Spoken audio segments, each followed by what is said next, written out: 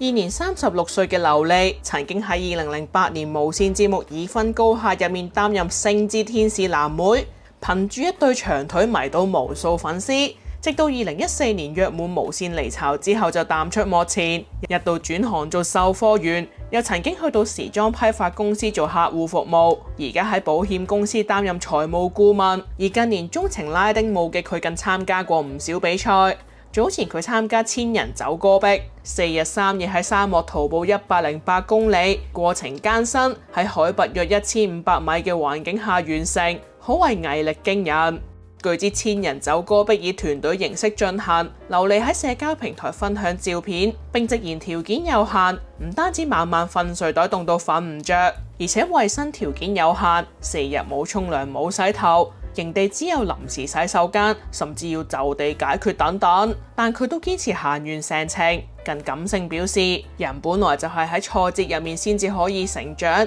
雖然成長必然係痛苦，但當你視苦難係挑戰，就冇人冇事再能夠威脅到你。